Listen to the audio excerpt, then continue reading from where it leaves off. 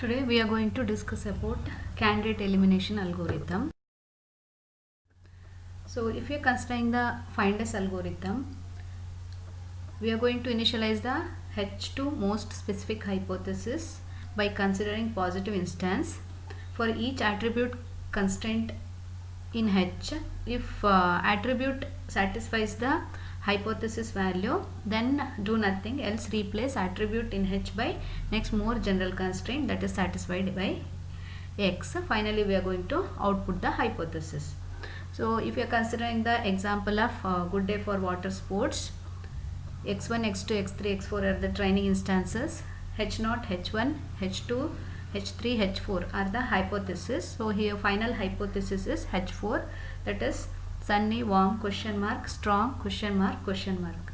So what is the drawback of FIND-S algorithm? That is, FIND-S algorithm ends with the maximally specific hypothesis. Although FIND-S algorithm finds a hypothesis that is consistent with training data, it does not indicate whether it is only the one available hypothesis. FIND-S algorithm is sensitive to noise. There is no guarantee that whatever the hypothesis which is returned by FIND-S algorithm, that is the only one hypothesis that fits the training data. And there may exist several maximally specific hypotheses that fits the data, but FIND-S will always output with the only one maximally specific hypothesis. One more question arises, why we should prefer most specific hypothesis over most general hypothesis. To address these drawbacks of FIND-S, candidate elimination algorithm was proposed. First we should know what is version space. Usually hypothesis is the one which is consistent with the set of training examples if and only if h of x is equal to c of x for each example x comma c of x in D. That means hypothesis is consistent with training examples if it matches the or if it approximates the target function c of x. So version space is the subset of all hypotheses in hypothesis space H, which is consistent with training examples in a training data space D.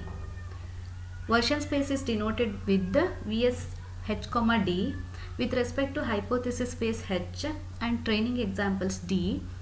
It is the subset of hypothesis from H consistent with the training examples in D. There are two ways to represent the version space. First option is list all of members in the version space. It works only when the hypothesis space H is finite. Second option is store only the set of most general members G and set of most specific members S. Given these two sets, it is possible to generate any member of the version space as needed.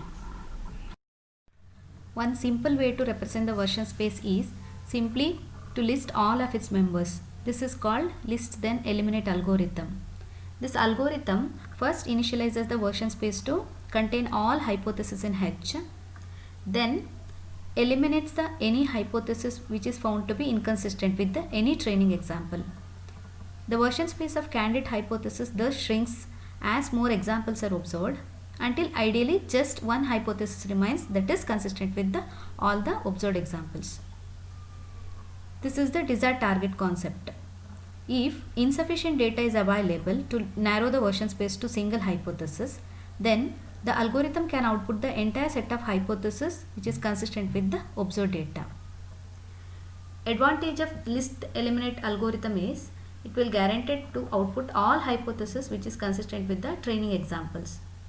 But this is inefficient because if you are considering only simple example, but still we need to search distinct hypotheses to get the solution. But instead of enumerating all the hypotheses that is consistent with training data, we can also represent its most specific and most general boundaries. This is called compact representation for version space. The hypothesis included in between these two boundaries can be generated as needed. The candidate elimination algorithm, which works on the same principle as list then eliminate algorithm, but it employs compact representation of version space to represent the hypothesis.